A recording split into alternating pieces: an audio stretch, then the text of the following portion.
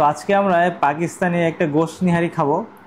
তো এবং এটা রান্না করা ফুল রেসিপিটা আপনাদের সাথে শেয়ার করব। তো দেখতে পাচ্ছেন সাইজটা এবং কতটা সফট, একটু দেখাই আপনাদেরকে। এটা একটা বাটিতে নিয়ে দেখাই। দেখেন কতটা সফটভাবে জিনিসটা তৈরি হয়েছে। জাস্ট টান দিব, দেওয়ার সাথে সাথে ছিঁড়ে যাচ্ছে, মানে মনে হচ্ছে যে জাস্ট এটা মানে কি বলে, মাংস তো কি মানে ভাতের থেকেও নরম। দেখেন কীভাবে ছিঁড়ে যাচ্ছে। তো এইটার রেসিপি দেখার জন্য সাথে থাকুন পুরো ভিডিওতে এবং ফুল রেসিপিটা আপনাদেরকে দেখা দেওয়া হবে। তো এইটা হলো সেই করলির মাংস। তো যেই করলির মাংস দিয়ে আজকে আমরা গোশত নিহারিটা তৈরি করব। তো একটু বলি যে গোশত নিহারিটা একটু সফট হইতে হয়। তো করলির মাংস ছাড়া যদি আপনি গোশত নিহারি তৈরি করেন তাহলে কিন্তু আপনি ওই রেজাল্টটা পাবেন না। তো আরেকটা বিষয় বলি যে একটা গরুতে নর্মালি 4 পিস করলি হয় 4টা রানের নিচের অংশে। তো আপনারা দোকানে গেলে দেখবেন যে ম্যাক্সিমাম দোকানে এভাবে ঝুলে রাখে করলির মাংসটা। তো আপনারা দেখেন ভিতরের টেক্সচারটা আমি একটু পরে কাটার সময় দেখাবো। তো যখন যাবেন তখন আপনার ওভাবে একটু করলির মাংসটা কিনবেন, একটু আগে না গেলে পাবেন না। আর একটু দেখাই, করলির মাংসটা অনেক সফট হয় এবং ভিতরে একটা টেক্সচার আছে, একটা ব্যাপার হয়। তো এই জন্য করলির মাংসটা দিয়ে আইটেমটা আর কি রান্না করার জন্য বেস্ট। আমি একটু দেখাই ভিতরে টেক্সচারটা আপনাদেরকে কেটে।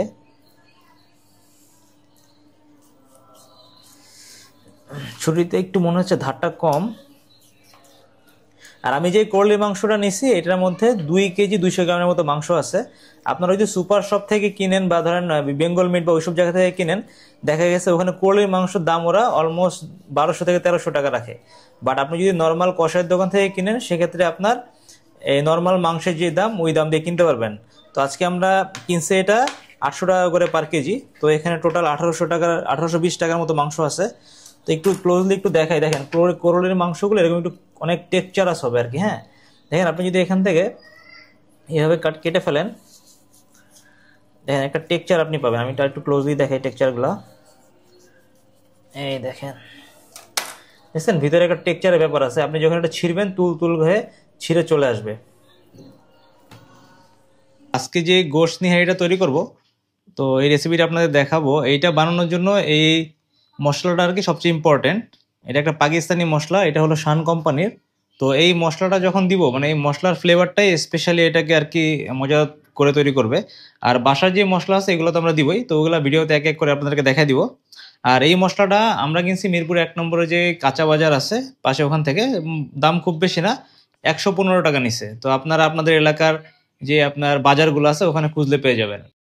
তো গোশত নিহারি রান্না করার জন্য যে ইনগ্রিডিয়েন্টসগুলো নিছি এর মধ্যে আছে লবণ, আরেকটা আছে কাশ্মীরি চিলি পাউডার, যেটা কিনা একটু লেস স্পাইসি দেখতে পাচ্ছেন, বাট এটা কালার হবে, শুধু স্পাইসি হতে হবে না। তারপরে এখানে আছে আদার একটা গুঁড়া, আর হলুদ আছে অল্প, আর একটু জিরার গুঁড়া আছে। পরিমাণ মতো আদা বাটা ও রসুন বাটা নিয়ে নিতে হবে। দেখতে পাচ্ছেন তেল, এটা যেটা কিনা বেশি পরিমাণ লাগে নিহারিতে, তেলটা নিয়ে নিব। সবার প্রথমে আমরা পেঁয়াজগুলিকে কুচি কুচি করে কেটে নিয়ে একটু ভেজে নিব, যাতে কালারটা একটু লালচে হয়। তো তেলটা দিয়ে দিলাম। সবার প্রথমে তেলটা দিয়ে শুরু করলাম, মাংসগুলো দিয়ে দিচ্ছি। তো গোশত নিহারির মধ্যে একটি ইম্পর্টেন্ট বিষয় হলো হাড্ডি। হ্যাঁ, হাড়ের পিসগুলো অবশ্যই থাকা লাগবে। তো হাড়ের পিসগুলো থাকলে আর মাংসের সাথে একটা ভালো একটা টেস্ট আর কি তৈরি হবে। হাড্ডি থেকে একটা মজ্জা থেকে একটা ফ্লেভার বের হবে, ওইটা মাংসের সাথে মিক্স হয়ে সুন্দর একটা টেস্ট আর কি পাওয়া যাবে। আর একটু চর্বিযুক্ত একটু মাংস হইলে এটা আপনার টেস্টটাকে বাড়িয়ে দিবে। তো আমরা সবগুলো মাংস দিয়ে দিলাম। তো মাংসটা হইতেছে, মাংসটা চুলায় দিয়ে একটু ভাজা ভাজা করে নিতে হবে। তো ভাজা ভাজা করে নিলে টেক্সচারটা আসবে আর কি। তো প্রথমে আমরা তেলটা দিয়ে দিলাম। তো তেল দিয়ে এখানে যে মশলাগুলো আছে মশলাগুলো আমরা এখানে ফার্স্টে প্রিপেয়ার করব। তো মশলাটা আলাদা প্রিপেয়ার হবে, মাংসটা দিতে ভাজা ভাজা হবে। তো এখন আদা রসুনটা দিয়ে দিলাম আমরা, বাটাটা। তো আদা রসুনটা এখানে 1 মিনিটের মতো একটা ভাজা ভাজা করে নিতে হবে, তেলের সাথে একটা আদা রসুনটা ভাজতে হবে। তো আমরা একটু ভেজে নিচ্ছি। তো বাকি মশলাগুলো দিয়ে দিচ্ছি। আদা রসুনটা বাটাটা ইন দ্য মিন টাইম তেলের সাথে একটা ভাজা ভাজা হয়ে গেছে। তো আমরা এখন বাকি যে মশলাগুলো ছিল এগুলো দিয়ে দিলাম। এটা দিয়ে কিছুক্ষণ আমরা এটাকে একটু বাগারের মতো দিব। তো বেরেস্তাগুলো দিয়ে দিলাম, বেরেস্তার আগে ভেজে নিছিলাম। তো বেরেস্তা যতগুলো ছিল সবগুলো বেরেস্তা ঢেলে দিলাম। তো টক দইটা দিয়ে দিলাম। তো টক দইটা দিয়ে সাথে সাথে নেড়ে দিবেন, না হলে টক দইটা জমে যাবে। হ্যাঁ, এটা ইনস্ট্যান্ট করে ফেলতে হবে। দেখতেছেন যে মাংসে একটা ভাজা ভাজা টেক্সচার কালার চলে আসছে। এই কালারটা দেখতে সুন্দর লাগে, হোয়াইট রঙের একটা কালার, সুন্দর লাগতেছে কালারটা। এখন নিহারির মেইন জিনিসটা দিলাম, শানের মশলাটা। এটাই আর কি নিহারিকে মেইনলি পাকিস্তানি একটা গোশত নিহারির টেস্টের দিকে নিয়ে যাবে। এটা আমরা এখন 80% এর পরিমাণ মতো দিব, আর বাকিটা হলো গিয়ে রান্না শেষের দিকে যখন মিক্স হবে তখন বাকি কোয়ান্টিটিটা আমরা দিব। তো এখন যে মশলাটা আমরা আর কি আলাদা করে তৈরি করছি, মশলাটা আর কি মাংস আর নেহেরির ভিতরে আমরা দিয়ে দিলাম। মশলার সাথে মাংসটা মিক্স করে দিলাম। এখন একটা সুন্দর আর একটা কালার আসছে। তো এখন জিনিসটা আস্তে আস্তে হালকা আছে এটা জাল হবে। তো পানিটা দিয়ে দিচ্ছি। তো আমরা এরকম 8 কাপ পানি দিব। রান্না প্রায় শেষের দিকে একটা দুর্ঘটনা ঘটে গেছে, তো একটু বেশি পানি হওয়াতে একটু ওভারফ্লো হয়ে যাচ্ছে। তো দেখতে পাচ্ছেন এটাকে পাকিস্তানের ভাষায় বলে হলো তারি, আর যদি বাংলায় বলে এটা হলো নর্মাল যে আপনার আমরা যে তেলটা দিছিলাম ওই তেলটা, আর পাশাপাশি মাংস থেকে যে তেলটা বের হয়েছে এই তেলটা। তো নর্মালি পাকিস্তানিরা যেটা করে এই খাবারটা খাওয়ার আগে এই তেলটা আলাদা করে রাখে, পরে যখন সার্ভ করে তখন আর কি প্রয়োজন মতে অল্প অল্প করে দেয়।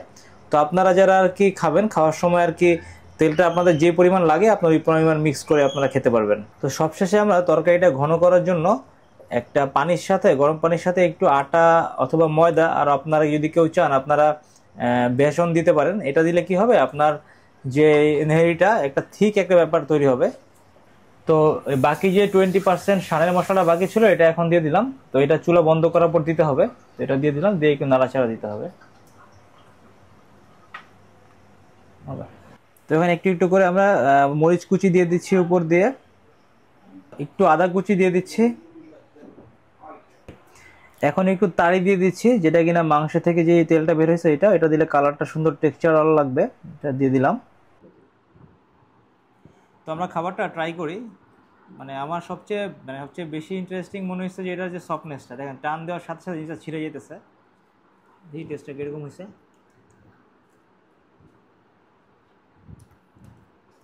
না, নিজের বাসায় বানানো দেখে বলবো না, এটা এক কথা অসাধারণ। মানে যদি এই রেসিপিটা কেউ বাসায় ট্রাই করে একবার বানায় দেখতে পারেন, মানে কেউ হতাশ হবেন না। আমি মানে এটা 100% সিউরিটি দিয়ে বলতে পারি।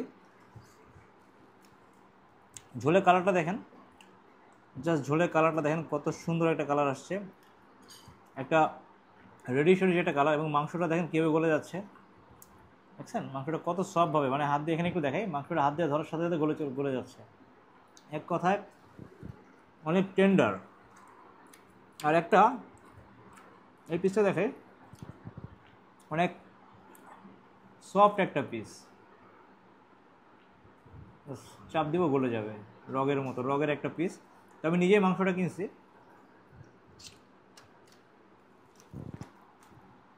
এবং এইটা যখন আপনারা রান্না করবেন রেসিপিটা আমরা যেভাবে যেভাবে বলছি ওভাবে যদি করেন তো আশা করি এরকম একটা ভালো রেজাল্ট পাবেন। একটু লেবুটা ছিটা দিই।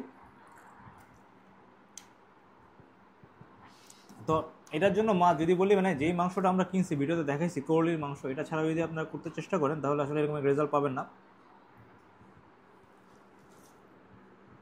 মনে হচ্ছে ঝোল দিয়ে অনেকগুলো রুটি খেয়ে ফেলা যাবে।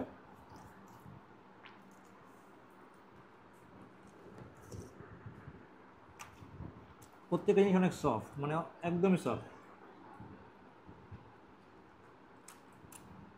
মুখে দেওয়ার সাথে সাথে গলে যাচ্ছে।